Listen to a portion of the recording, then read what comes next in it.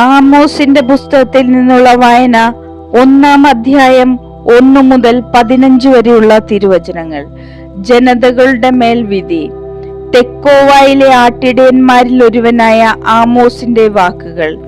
യൂദ രാജാവായ ഉസിയായുടെയും ഇസ്രായേൽ രാജാവും യോവാഷിന്റെ പുത്രനുമായ ജെറോബോവാമിന്റെയും കാലത്ത് ഭൂകമ്പത്തിനും 2 വർഷം മുമ്പ് ഇസ്രായേലിനെ കുറിച്ച് അവനുണ്ടായ അരുളപ്പാട്. അവൻ പറഞ്ഞു, സിയോനിൽ നിന്ന് കർത്താവ് ഗർജിക്കുന്നു, ജെറുസലേമിൽ നിന്ന് അവിടുന്ന് അരുളി ചെയ്യുന്നു. ഇടയന്മാരുടെ മേച്ചിൽ സ്ഥലങ്ങളിൽ വിലപിക്കുന്നു, കാർമൽ മലയുടെ മുകൾ പരപ്പ് കരിയുന്നു. കർത്താവ് അരുളി ചെയ്യുന്നു, ദമാസ്കസ് ആവർത്തിച്ചു ചെയ്ത അതിക്രമങ്ങൾക്കുള്ള ശിക്ഷ ഞാൻ പിൻവലിക്കുകയില്ല. കാരണം അവർ ഗിലെയാദിനെ ഇരുമ്പ് മെതിവണ്ടി കൊണ്ട് മെതിച്ചു.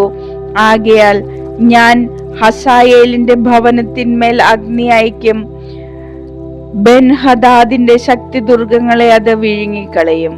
ദമാസ്കസിന്റെ ഓടാമ്പൽ ഞാൻ ഒടിക്കും, ആവേൻ താഴ്വരയിൽ നിന്ന് അതിലെ നിവാസികളെ ഞാൻ വെച്ചേരിക്കും.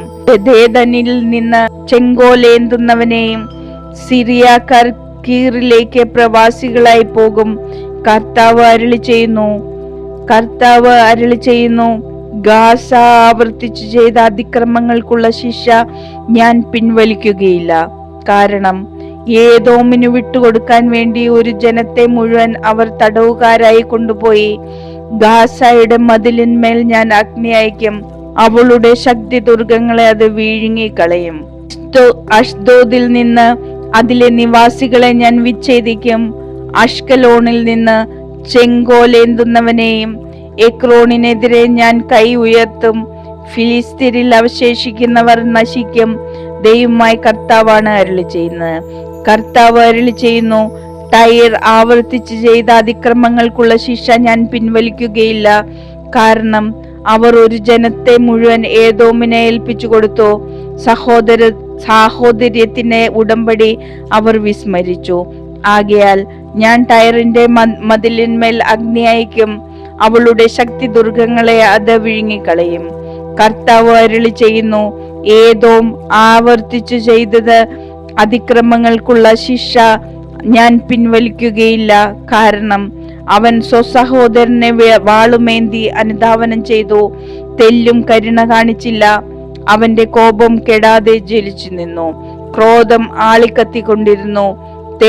തേമാനുമേൽ ഞാൻ അഗ്നി അയക്കും, ബൊസ്രായുടെ ശക്തി ദുർഗങ്ങളെ അത് വിഴുങ്ങിക്കളയും. കർത്താവ് അരുളി ചെയ്യുന്നു, അമ്മോന്യർ ആവർത്തിച്ചു ചെയ്ത അതിക്രമങ്ങൾക്കുള്ള ശിക്ഷ ഞാൻ പിൻവലിക്കുകയില്ല. കാരണം അവർ അതിർത്തി വിസ്തൃതമാക്കാൻ ഗിലെയാദിൽ വന്ന് ഗർഭിണികളുടെ ഉദരം പിളർന്നു.